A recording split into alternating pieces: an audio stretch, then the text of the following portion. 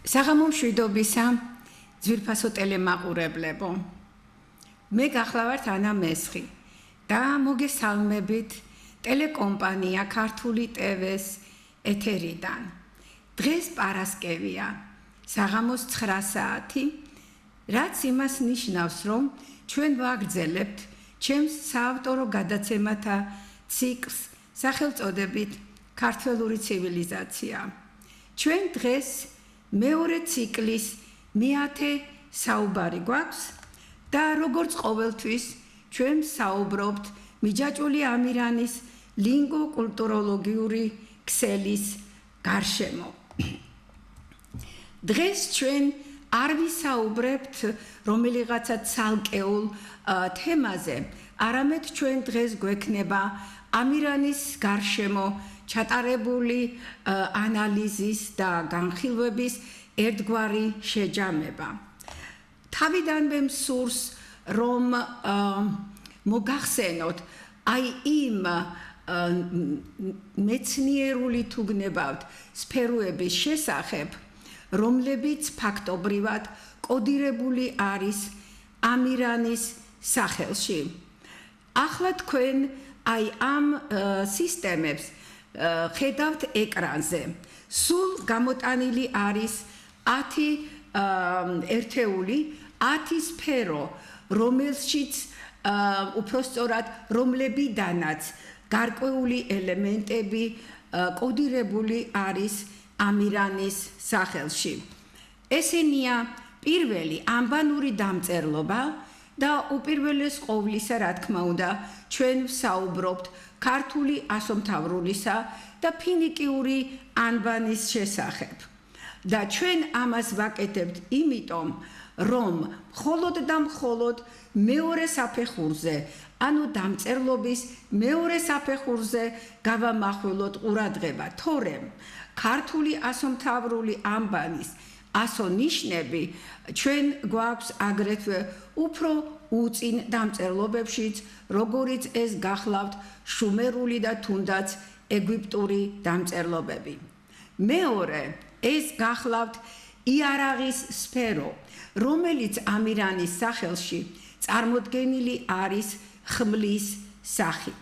შემდეგი ფენა მეცნიერული კვლევისა, ეს გახლავთ შუმერული მითოლოგია და ჩვენ ალბათ გახსოვთ, რომ ძალიან ხშირად მივმართავდით ხოლმე შუმერულ მითოლოგიას სხვადასხვა პუნქტების, სხვადასხვა საკითხების განხილვის დროს.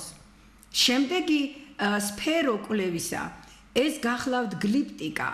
გლიპტიკა ეს არის პატარა გამოსახულებები, აი როგორიც ჩვენ გვქონდა მაგალითად საბეჭდავებზე, ეს იყო ადრე დინასტიური ეპოქის საბანკეტო დარბაზის და ბანკეტის სცენის საბეჭდავი, და როგორც ეს გვქონდა შემდეგ ანატოლიურ საბეჭდავში. ეს ყველაფერი გლიპტიკის სფეროში შედის. შემდეგ არის, რა თქმა უნდა, არქეოლოგია, და აქ, რა თქმა უნდა, ეს სხვადასხვა შუმერული თიხის ფირფიტები და იგივე საბეჭდავები სწორედ არქეოლოგიური გათხრების შედეგად იქნა მოპოვებული. რა თქმა უნდა, არქეოლოგია და ისტორია ერთმანეთისგან განუყოფელია. აქ უბრალოდ საინტერესოა ის, რომ როდესაც ჩვენ ამირანის ლინგვო-კულტუროლოგიურ ქსელს ვიკვლევთ, ამ შემთხვევაში ჩვენ საუბარი გვაქვს არა ფიქსირებულ რეალურ, როგორც თანამედროვე მეცნიერები უწოდებენ ისტორიასთან, ანუ დაწერილ დოკუმენტებში, არამედ ჩვენ გვაქვს საქმე დაუწერელ ისტორიასთან, რომელიც მართალია მოცემული არის სხვადასხვა გამოსახულებებით, სხვადასხვა ფორმულებით, სხვადასხვა ტექსტებით, კოდური ინფორმაციით ჩაწერილი ტექსტებით, მაგრამ მასში ჩვენ უნდა ამოვიკითხოთ რეალური ისტორია. გვაქვს აგრეთვე კალენდარული სფეროც, რა თქმა უნდა, და ეს უპირველეს ყოვლისა ეხება ქართულ ასომთავრულ ანბანს და მასში არსებული წევრების, ანუ ასონიშნების მნიშვნელობებთან დაკავშირებულ ასტრონომიულ ცოდნას. გვაქვს აგრეთვე რა თქმა უნდა, როცა კალენდარზე ვსაუბრობთ, ასტრონომიული ცოდნაც რაც უკვე ვახსენე, გვაქვს აგრეთვე ბიბლიაც, რაც საკმაოდ უცნაურად და საინტერესოდ ჟღერს, იმდენად რამდენადაც ამირანისა და ბიბლიის ტექსტები ერთმანეთისგან საკმაოდ დაშორებული ფაქტები გახლავთ. და რა თქმა უნდა, საქმე გვაქვს რწმენასთანაც, ანუ ჩვენს რაღაც გარკვეულ იდეოლოგიასთან თუ გნებავთ, რომელიც ასევე ამირანიანის თქმულებებში არის მოცემული. აი ეს სხვადასხვა სფერო, სულ სხვადასხვა დოზით მოცემული არის ამირანის სახელში და სწორედ ამიტომაც ჩვენ დღეს გადავწყვიტეთ, რომ გარკვეულწილად მოგაწოდოთ ეს შეჯამება ყველა აი ამ სფეროსი. რა თქმა უნდა, ჩვენ არ ვისაუბრებთ ყოველ კონკრეტულ მომენტზე, რომ აი ეს ამ სფეროს ეკუთვნის იმ სფეროს, იმიტომ რომ მსმენელი ამას თვითონაც ძალიან მარტივად მიხვდება. მე აქ იმიტომ წაუმძღვარე ასეთი შესავალი ჩვენ შეჯამებას, რომ თქვენ თვითონ მოახდინოთ ხოლმე შეჯამების გარკვეული კომპონენტებზე საუბრისას, აი იმ მეცნიერული სფეროების გამოყოფა, რომელზედაც ახლა ჩვენ ვისაუბრეთ. მაშა ასე, ჩვენ ახლა ვიწყებთ ამირანის შესახებ ასე ვთქვათ, ჩატარებული საუბრების შეჯამებას. და რითი უნდა დავიწყოთ ეს შეჯამება, თუ არა უშუალოდ ამირანის სახელიდან.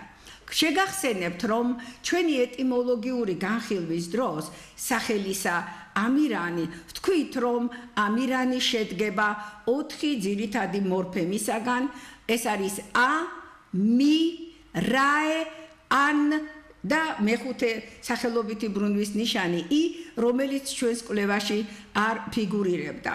ახლა თქვენ სწორედ ამას ხედავთ სლაიდზე. და პირველი მორფემა, რომელსაც ჩვენ განვიხილავთ, წარმოდგენილი არის ერთი ხმოვნით. ეს გახლავთ პირველი ხმოვანი ა და ჩვენი ანალიზის დროს ვთქვით, რომ აღნიშნული ხმოვანი შეიძლება განხილული იყოს ორი განსხვავებული კუთხით. ამაზე ჩვენ ეხლა აი მეორე განსხვავებულ კუთხეზე არ შევჩერდებით, მაგრამ პირველს კი შევაჯამებთ იმით, რომ იგი გახლავთ პრეფიქსი ზევით მიმართული მოძრაობისა, რომელიც ძველ ქართულში წარმოდგენილი იყო აღ პრეფიქსის საშუალებით. აი სწორედ ეს აღ პრეფიქსი შემდეგ უფრო სწორად ცალკე დარჩენილი ა ან ქართული ცა სიტყვიდან მომდინარე აფხაზური ერთეული, რომელმაც განიცადა მთელი რიგი ფონეტიკური ცვლილებები, მივიღეთ ჩვენ რაც სლაიდზე ხედავთ ეხლა სახელის გამოსახულებას ამერამრა, რაც მზეჭაბუქს ნიშნავს აფხაზურად, მაგრამ ეს ამერამრა ჩვენ უნდა გვახსოვდეს, რომ მომდინარეობს ქართული სიტყვებისაგან და ქართული მორფემებისაგან, სადაც პირველი უკვე როგორც ვთქვით, ეს მომდინარეობს სიტყვიდან ცა, ქართულში კი გვაქვს ზევით მიმართული მოქმედება, ხოლო მეორე ელემენტი კი გახლავთ მარე, რაც სვანურად ნიშნავს კაცს. სხვაგვარად რომ ვთქვათ, ჩვენ აი ამ პაწაწინა როგორ ვთქვათ, ელემენტში თავიდანვე მოცემული გვაქვს მკვდრეთით აღდგომის სიმბოლიკა, მკვდრეთით აღდგომის ფორმულა და ის, ვინც მკვდრეთით აღდგება, ეს გახლავთ ის ჩვენი ღმერთი, ის ჩვენი ღმერთკაცი, რომელსაც ამირანი ჰქვია. აქედან გამომდინარე, ჩვენ შეგვიძლია თავისუფლად ვთქვათ, რომ ეს აფხაზური დასახელება ამერამრა, რომელიც ნიკომარმა მიიჩნია ამირანის ეტიმოლოგიად, ამირანის ეტიმოლოგიას არ წარმოადგენს, მის ეტიმოლოგიას წარმოადგენს სწორედ ქართველური ენობრივი ერთეულები. მაშასე არა აფხაზური, არამედ ქართული. ახლა გადავიდეთ მეორე კომპონენტზე, რომელიც გახლავთ მი. თუ გახსოვთ ჩვენ მიზეთ საკმაოდ ბევრი ვისაუბრეთ, ეხლა თქვენ ამას ასე ვთქვათ შეჯამებულ სახეს აღნიშნული მორფემისა ხედავთ ისევ სლაიდზე. აღნიშნული ერთეული ეს არის სვანური მი, ანუ პირველი პირის ნაცვალსახელი, მხოლობითი რიცხვის ნაცვალსახელი. რითია საინტერესო ეს სვანური ნაცვალსახელი. იგი საინტერესოა იმით, რომ მასში, ასე ვთქვათ, გაერთიანებული არის ყველა ქართველური ენის პირველი პირის მხოლობითი რიცხვის ნაცვალსახელი. მართალია აქ მიკი მაქვს მე, მაგრამ მასში ასევე უნდა ვიგულისხმო ქართული მე, უნდა ვიგულისხმო ასევე მეგრულ-ლაზური მაც. სხვაგვარად რომ ვთქვათ, გამოდის რომ ამირანის სახელში მოცემული არის, აი ამ მი მეორე მორფემაში მოცემული არის ნაცვალსახელების მეშვეობით მთელი ქართველური ენობრივი სისტემა და თუ მთელი ქართველური ენობრივი სისტემა მაქვს მე მოცემული, ეს იმას ნიშნავს, რომ მე ასევე მასში ვაერთიანებ ყველა ქართველურ ტომს, ანუ მე აქ მყავს ქართველებიც, სვანებიც, მეგრელებიც და ლაზებიც. ამიტომ არის სწორედ, რომ მე ამირანს ვუწოდებ ქართველი ერის განზოგადებულ სახეს. ახლა ამირანის აი ასეთი განზოგადებული სახე ქართველი ერისა შემორჩენილი არის არა მხოლოდ უშუალოდ მის სახელში ამი რაი ან ი არამედ აგრეთვე ამირანის თქმულებების გეოგრაფიულ გავრცელებაში. არ მოიძებნება საქართველოში კუთხე, სადაც ამირანის თქმულებები არ იყოს გავრცელებული. რა თქმა უნდა, თავისი ადგილობრივი მოდიფიკაციებით, მაგრამ ეს მათი ამირანია, ხოლო ყველასი ერთად კი ეს ჩვენი ქართველების ამირანიანია.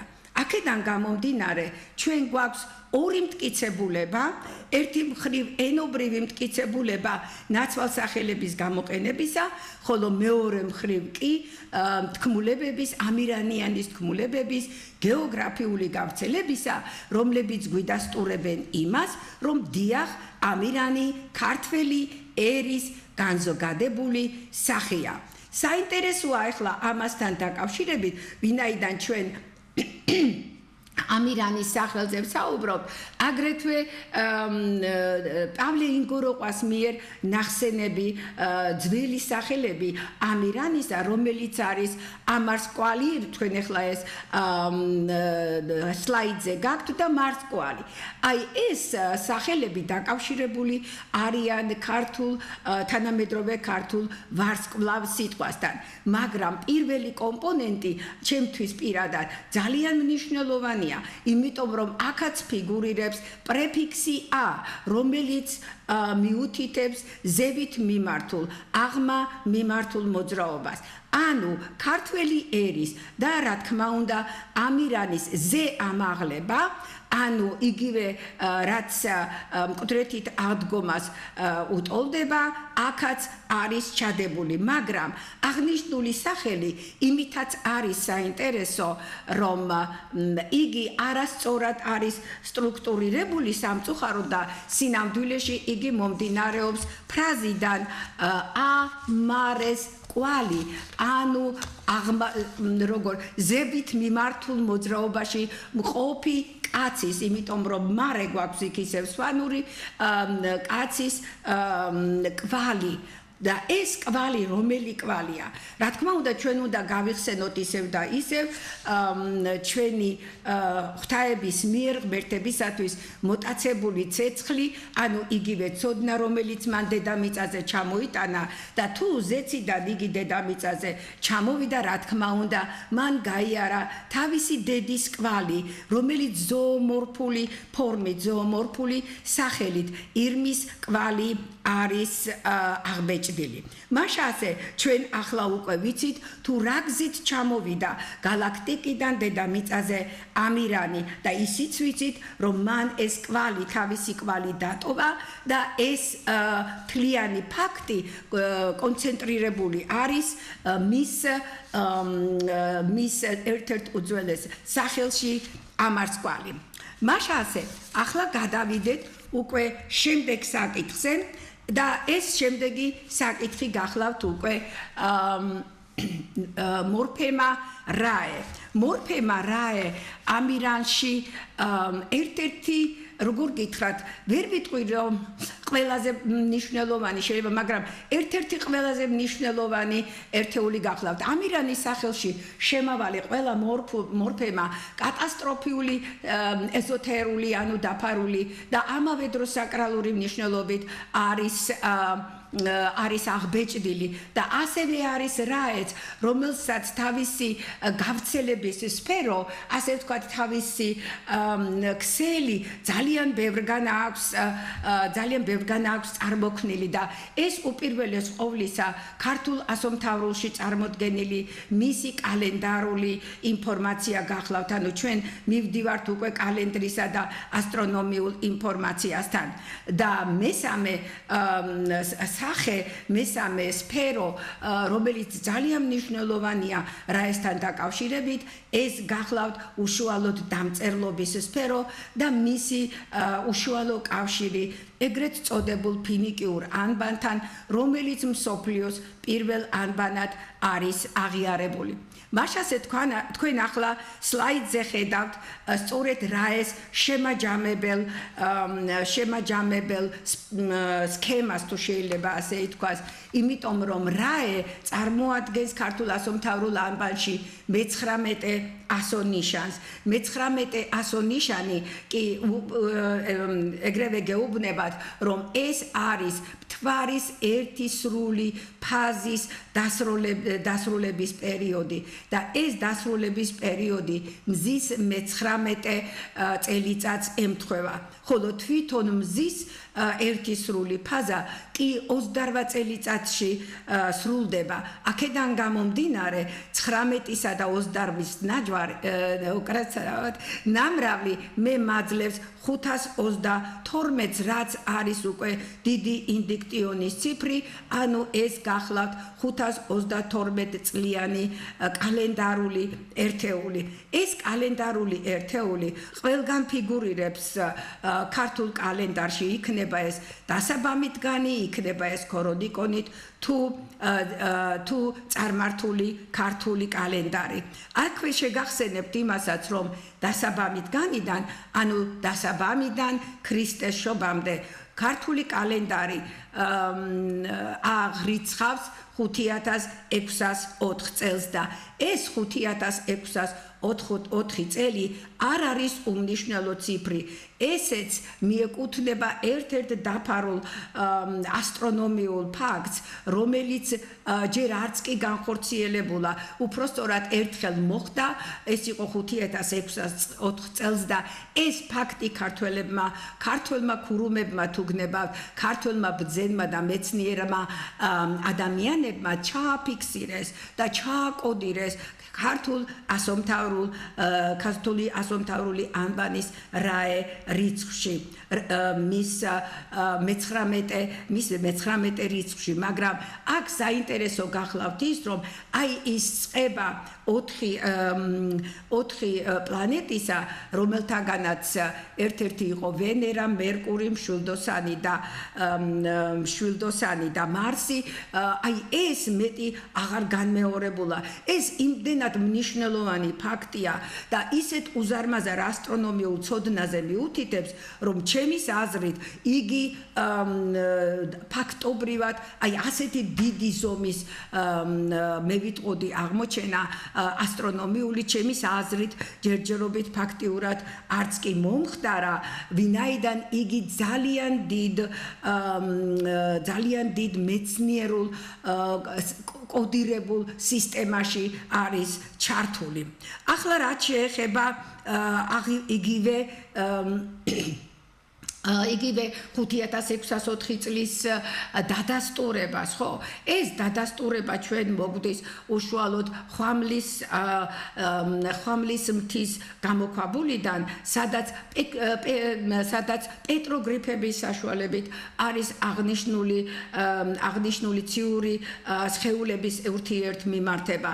კიდევ ერთხელ ვიტყვი, რომ ეს უმნიშვნელოვანესი ფაქტია და ამაზე ჩვენი ქართველი ასტრონომებიც უნდა საუბრობდნენ და რა თქმა უნდა გახონდეთ საქართველოს ფარგლებს გარეთ. საინტერესოა ისიც, რომ ძალიან ახლო პერიოდი ეს გახლავთ ძველი წელთაღრიცხვის 5600 წელი ამერიკელი მეცნიერების მიხედვით არის სწორედ დიდი წარღვნის ხანა. მაშასე ახლა ჩვენ დავანებოთ რა ეს კალენდარული და ასტრონომიული თვალსაზრისით შეჯამება და გადავიდეთ ახლა მის სადამწერლობო სისტემაზე. დარწმუნებული ვარ, გემახსოვრებათ თქვენ ჩვენი განხილვიდან რაესა და ფინიკიური რეშის დამოკიდებულება. საქმე იმაშია, რომ ქართული რაე წარმოადგენს ეტიმონს ფინიკიური მეოცე ასონიშნისა, რომელსაც რეშ ქვია და ქართული მიცემითი ბრუნვის ნიშნიდან მომდინარეობს იგი რეს, სადაც უკვე სმ განიცადა ფონეტიკური ცვლილება და მივიღეთ რეშ.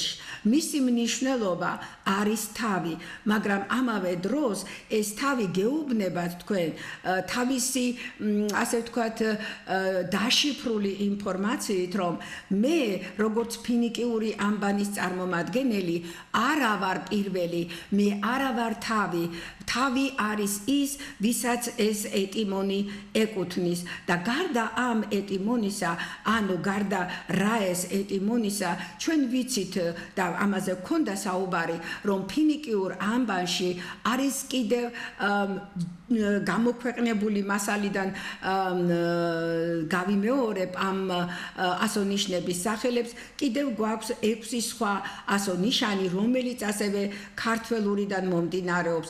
ეს არის ალეფი, ანუ იგივე ხარი, ეს გახლავთ, რომელიც მე შუმერულ დამწერლობაშიც ჩადის და მის მითოლოგიაშიც, ეს გახლავთ აგრეთვე დალეთი, რომელიც არის მეოთხე ასონიშანი და მომდინარეობს ქართული დალით ბრუნვიდან, რაც გიჩვენებთ, რომ აქედან იწყება, ასე ვთქვათ, დამწერლობის სისტემა და დალეთ ნიშნავს კარს და ანუ კარის შეღება ხდება სადამწერლობო სისტემაში. შემდეგი ნიშანი ეს გახლავთ ღაინ, რომელიც მე-16 ასონიშნად არის ფინიკიურში და კაბალისტური მეთოდების გამოყენებით იგი პირდაპირ გვაძლევს ქართულ ასომთავრულ ღანს, ხოლო ჩვენ კი ვიცით, რომ ღანი ეს არის ანბანური გამოხატულების უდიდესი ერთადერთი დაფარული ღვთაება. აი ეს ჩვენი დიდი ღვთაება, ანუ ღანი სწორედ ასეთი თვალის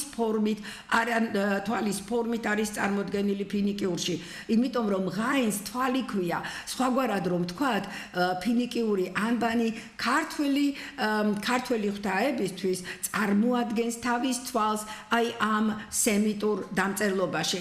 შემდეგი ნიშანი ეს გახლავთ უკვე რეში, რომელიც მე-20 ადგილზე დგას და აქვე შეგახსენებთ იმ ფაქტსაც, რომ როდესაც ჩვენ გვაქვს ასონიშანი ღირებულება როგორც 20, ხოლო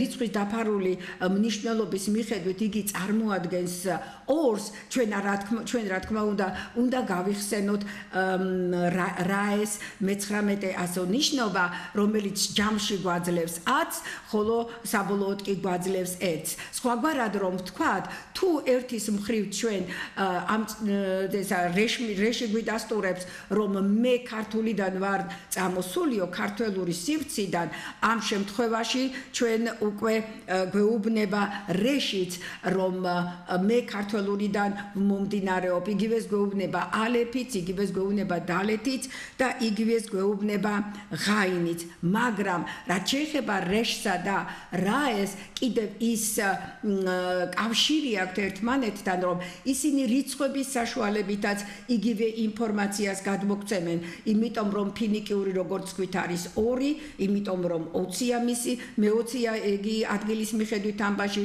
ხოლო ქართული რაეკი არის მე-19, ანუ იგივე 1. სხვაგვარად, გემატრიული თვალსაზრისითაც ჩვენ გვაქვს ქართველური, ანუ ქართული ასომთავრული ამბანის უპირატესობა ფინიკიურ ამბანთან. ამის შემდეგ მოდის 21 ასონიშანი სინ, რომელიც მართალია აღნიშნული არის ძალიან პალეოგრაფიულ ნაშრომში, რომ იგი უდრის კბილს, მაგრამ რამაზ პატარიძის შესანიშნავი მიგნებით ეს სინამდვილეში წარმოადგენს მთვარეს. სხვათა შორის ამაზე ივანე ჯავახიშვილიც საუბრობდა.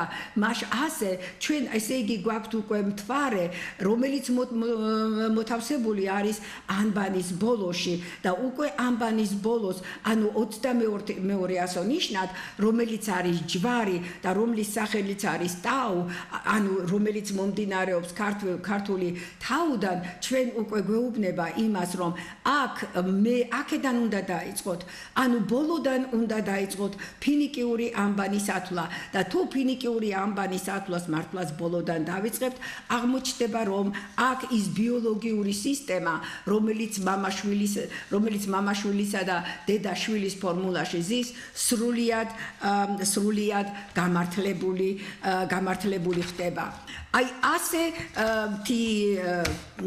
ვთქვათ, დაფარული უზარმაზარი ინფორმაციით ჩვენ ჩავდივართ ფინიკიურ ამბანში, მაგრამ აქვე მოგახსენებთ, როგორც წეღანაც აღნიშნე, რომ მხოლოდ ამით არ შემოიფარგლება ქართული ასომთავრულისა და ფინიკიური ამბანის ურთიერთდამოკიდებულება. ქართული ასომთავრული გაცილებით უფრო მეტი ასონიშნების მეშვეობით და გემატრიული ფორმებით უკავშირდება იგივე ფინიკიურ ანბანს და ამავე დროს ამოაქვს უზარმაზარი ეზოთერული მნიშვნელობა, როგორც ჩვენ ახლაც ჩვენი განხილვების საფუძველზე შევაჯამეთ. მაშასე, ახლა გადავიდეთ უკვე შემდეგ ასონიშანზე, ეს გახლავთ ან მარცვალი და ამ მარცვალს ამირანში ორმაგი ფუნქცია გააჩნია. თვითონ მარცვალი ან როგორც გარკვეული ლინგვისტური სტატუსის მქონე ერთეული ორ ფუნქციას ასრულებს. ერთი თვალსაზრისით იგი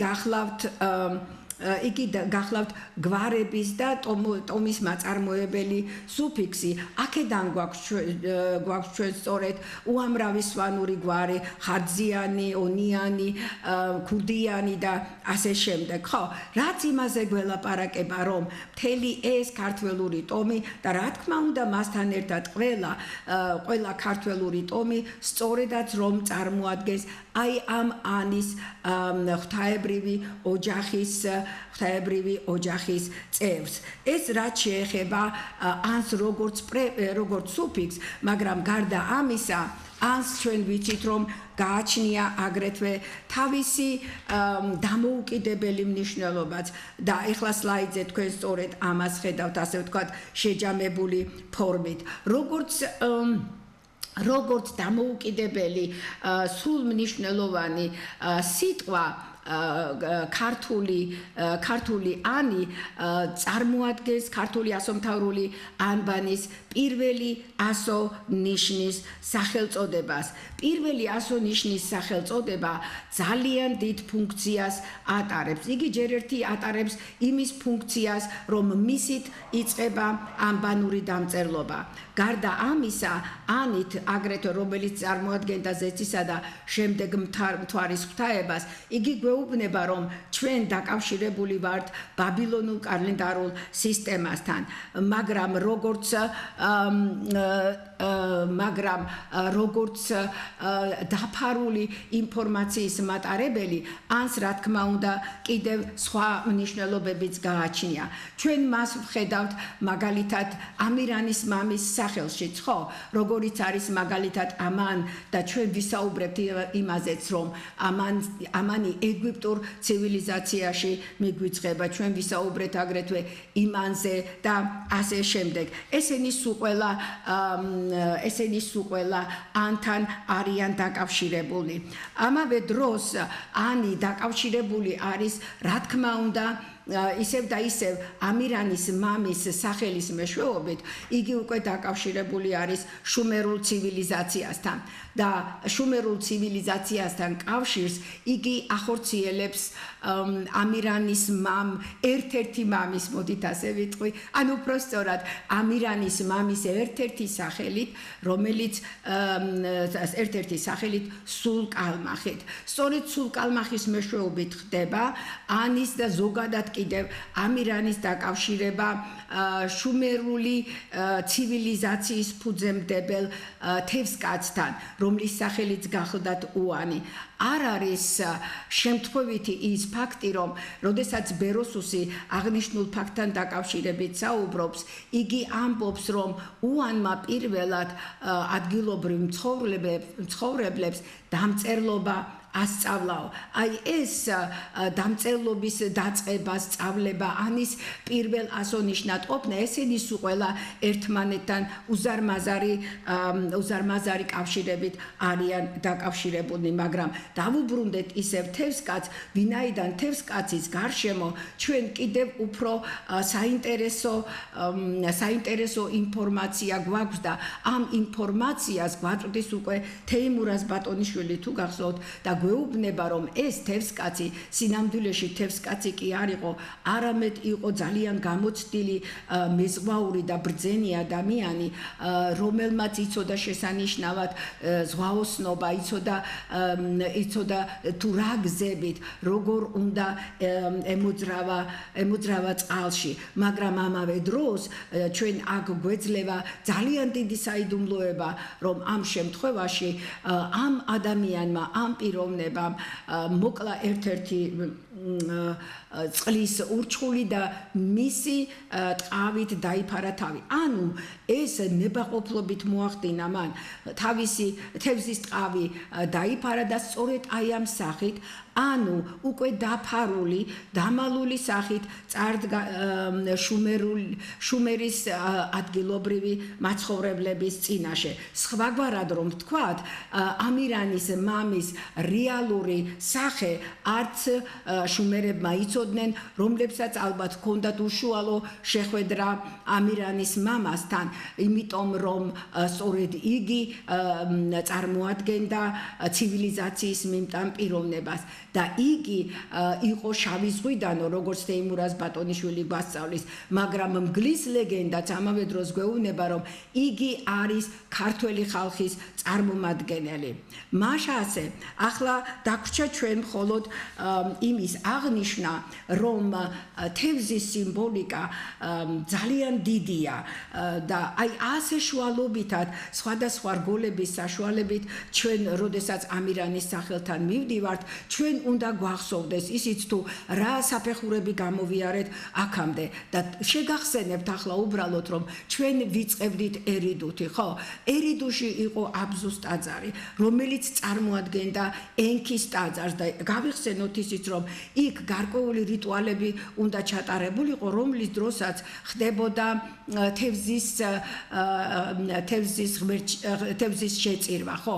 იმიტომ რომ აღმოჩენილი არის ძალიან ბევრი დამწვარი თევზის ფერფლი.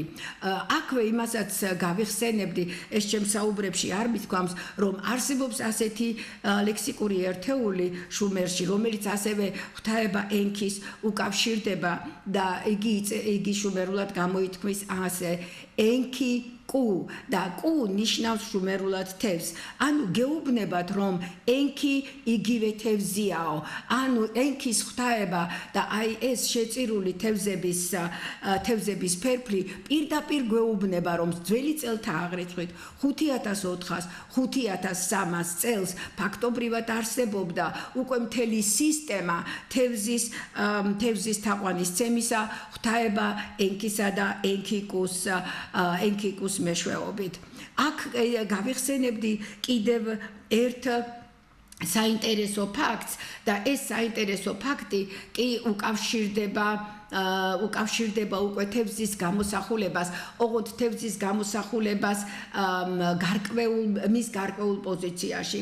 ამ შემთხვევაში ჩვენ საუბარი გვქონდა თუ გახსოვთ თევზის ვერტიკალურად ქვევით, ვერტიკალურად ზევით და ჰორიზონტალურ მდგომარეობაში და ამ თვალსაზრისით ჩვენ ერთმანეთს შეუდარეთ ორი უიშვიათესი ძეგლი. პირველი ეს გახლავთ ადრე დინასტიური ეპოქის ეგრეთ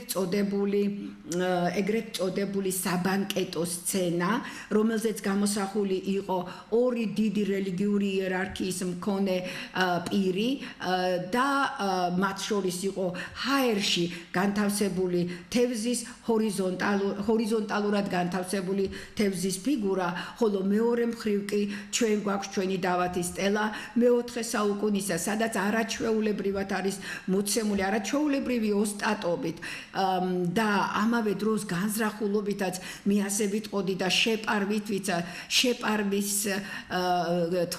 თვალითაც, რომ აქ ეს გრაგნილი, თევზის გრაგნილი, შეიძლება ითქვას კიდევაც, რომ თევზის ტყავზე დაწერილი ქართული ასომთავრული ანბანი ერთი მხრივ ზეციდან ეშვება და იგი ფაქტობრივად დღესაც დედამიწაზე არის და ამავე დროს მეორე თვალსაზრისით იგი ამავე დროს ზეცაში მიიწევს, ანუ უნდა აუცილებლად ამაღლდეს.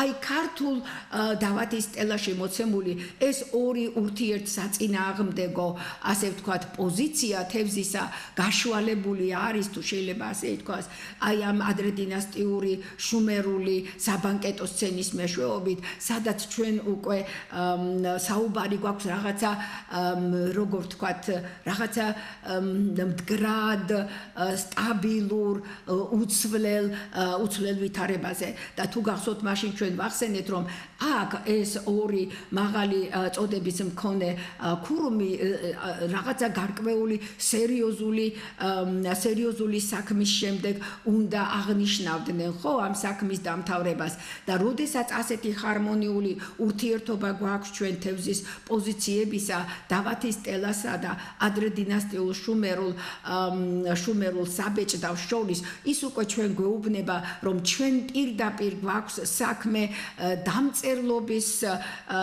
დამწერლობის მოძრაობასთან, ანუ დამწერლობის ზეციდან ჩამოსვლასთან, დამწერლობის უკვე სტაბილურად არსებულ ვითარებასთან, რასაც დღესაც აქვს ადგილი ჩვენთან და დამწერლობის ამაღლებასთან, რომელიც ჯერჯერობით არ მომხდარა. ეს მომავლის საქმეა, ესქატოლოგიური პრინციპია, იგი ჩვენი უფალია, ხო, რომელიც უნდა აუცილებლად ამაღლდეს. ასეთი რამ იმ შემთხვევითობის ახსნით, რომ ვითომ ცივილიზაცია ვითარდება გარკვეულწილად ბუნებრივად და იქ შემთხვევითობას დიდი ადგილი აქვს, ასეთი ამბავი, როდესაც რამდენიმე 1000 წლით ერთმანეთსაგან დაშორებული არქეოლოგიური ძეგლი ერთმანეთს ჰარმონიულად ერწყმის, ასეთი რამ, აი ასეთი ბუნებრივი განვითარების შედეგი ვერავითარ შემთხვევაში ვერ იქნება და ამას ადასტურებს თვითონ ამირანის სახელით, ამას ადასტურებს მთელი რიგი ფაქტები, რომლებიც ჩვენ ახლა შევაჯამეთ კიდეც და რა თქმა უნდა, ამას ადასტურებს აგრეთვე თევზის პოზიციაც. აქ კიდევ ერთი საინტერესო ფაქტი შეიძლებოდა აღვენიშნა თევზთან დაკავშირებით და ეს ეხება დამწერლობის პირველადობას, მის უპირველეს მნიშვნელობას ცივილიზაციის განვითარებისათვის. ბეროსუსი ძალიან გარკვევით ამბობს, რომ როდესაც უანი გამოვიდა ერიტრიის ზღვიდან და ადგილობრივ შუმერ მოსახლეობას განათლებას აძლევდა, პირველი რაც მან გააკეთა, ეს იყო დამწერლობის მიცემა. აქედან გამომდინარე, რა თქმა უნდა, უპირველეს ყოვლისა, აი იმ საბანკეტო სცენასთან დაკავშირებით, ჩვენ სწორედ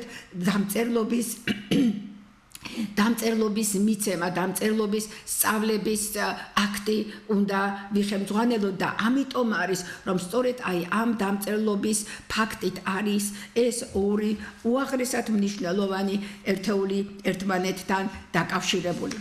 ამით ჩვენ ფაქტობრივად ამირანის ამირანის სახელის მიხედვით ეს კოდირებული ინფორმაციის სფეროები ძალიან მოკლედ განვიხილეთ დეტალურად რა თქმა უნდა ცალკეულ საუბარში შეუძლია ჩვენს მსმენელს რომ მოისმინოს მაგრამ ჩვენ ახლა უნდა გადავიდეთ და ასევე ძალიან მოკლედ უნდა შევაფასოთ ამირანის ხმალიც და ამირანის ხმლის ხსენება ამირანთან დაკავშირებით იმიტომ არის მნიშვნელოვანი რომ ამირანი ამ თავის ხმალთან ერთად დაიბადა ანუ ეს მასთან მისი თუ შეიძლება ასე ითქვას მეორე იარაღისეული სახეა და აღნიშნული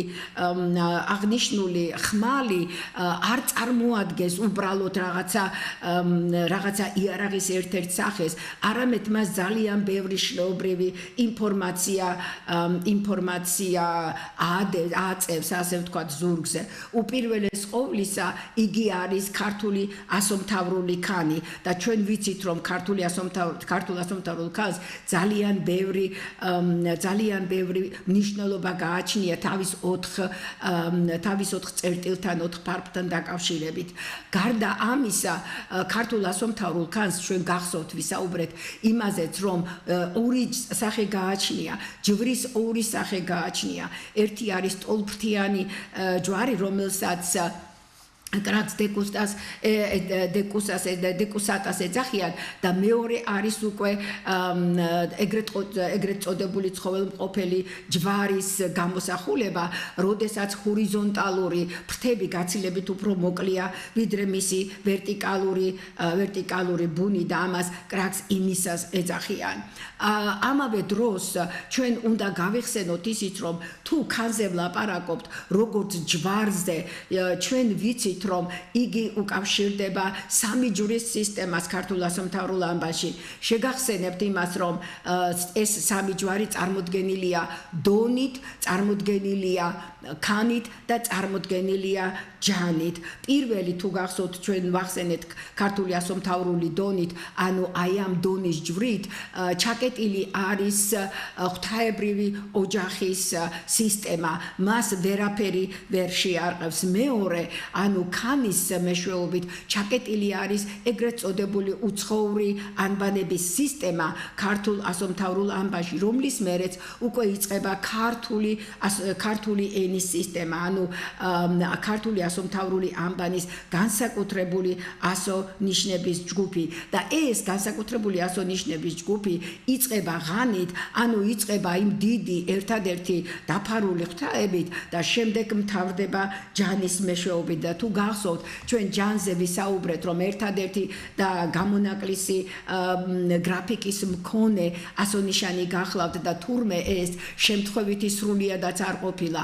აი ამ დიაგონალზე აგებული ჯანის მეშვეობით ასომთავრული ამბანის შემქმნელებმა ჩვენ შეგვატყობინეს, გამოგვიგზავნეს გზავნილი, რომ მე ქართულ ასომთავრულ ამბანს ამით კი არ ვამთავრებ, არამედ ამით მხოლოდ დროებითი ჯვარია დასმული. ეს დროებითი ჯვარი არის სწორედ ხარის განსხვავებული დიაგონალური სახესხვაობა თუ შეიძლება ასე ითქვას, იმიტომ რომ ჯანის სახელი მომდინარეობს ძე-ანიდან, რომელმაც შემდეგ განიცადა ფონეტიკური ცვლილება და ჯე-ანი მივიღეთ და აქედან კი ჯან, ანუ აქაც ფაქტობრივად მოქმედებს მამისა და შვილის ურთიერთობა. ჩვენ გვაქვს ანი, როგორც ამბანის დასაწყისი და როგორც მამა, ხარისად გვაქვს შემდეგ დონი, როგორც დედა, ანუ ფინიკიურში დალეთი რომ გვაქვს, როგორც დედა ამირანისა, იგივე დალია და შემდეგ ჩვენ გვაქვს უკვე ჯანი, ჯერ გვაქვს ხარი, რა თქმა უნდა, სადაც გაცხადებულად არის მოცემული, რომ ეს უკვე ამირანიანიდან აღებული ჩვენი გმირი გახლავთ ხარი, ხოლო ჯანზე კი უკვე მიგვითითებენ, რომ ესეც ხარია, ესეც ქართული წარმოშობის არის, მაგრამ ეს უკვე განსხვავებულია, იგი დიაგონალური გრაფიკით არის მოცემული და ამით ჩვენ გვატყობინებენ, რომ იწყება ახალი ანბანური სისტემის ერა. ეს ახალი ანბანური სისტემის ერა იწყება სწორედ ჯანით, ანუ შეტრიალებული ფორმით მოცემული ალეფით, ანუ იგივე ფინიკიური ალეფის მეშვეობით. აი ასე სრულიად როგორ გითხრათ, სრულიად ბუნებრივად ხდება ერთი სფეროდან მეორე სფეროში გადასვლა, მეორედან მესამე სფეროში გადასვლა და ყოველი სფეროდან ამოღებული ინფორმაცია გვაძლევს ჩვენ უზარმაზარ ინფორმაციულ სისტემას, რომელშიც უკვე ასახული არის ქართველი ერის დაუწერელი რეალური ისტორია. ახლა ორიოდე სიტყვით შევჩერდები კიდევ ჯვრის მეორე ფორმაზე, იმიტომ რომ შეუძლებელია ამირანთან ერთად იესო ქრისტეც არ ვახსენოთ. მეორე ჯვარი ეს რომელიც არის კრაქს იმისა, ხო, რომელზედაც აცვეს ფაქტობრივად იესო ქრისტე არის იგივე ამირანის ხმალი და ჩვენ გვახსოვს ვისაუბრებთ ამ საკითხთან დაკავშირებით, რომ ამირანიც ჯვარცმულია გარკვეული კუთხით, იმიტომ რომ ღმერთი დასჯის დროს მას პირჯვარს გადასახავდა ხოლმე, მაგრამ ამირანის დასჯა არის პრიმიტიული, ამირანის დასჯა დედაენურია, თუ შეიძლება ასე ითქვას, ანუ საწყისია, ხოლო რაც შეეხება იესო ქრისტეს დასჯას, იგი უკვე ქრონოლოგიურად უფრო მოშორებული იგივე ფაქტის გამეორება გახლავთ. აი ამასთან დაკავშირებით ჩვენ თუ გახსოვთ, ვისაუბრეთ აგრეთვე მთელ რიგ ფორმულებზე, რომლებიც იესო ქრისტესა და ამირანს ერთმანეთთან აკავშირებენ და ეს კავშირები, ეს მსგავსებები გაცილებით უფრო შორს მიდის. ახლა სულ ერთი წუთით შევაჩერებ თქვენს ყურადღებას იმაზე, თუ როგორ უკავშირდება ერთმანეთს აი ეს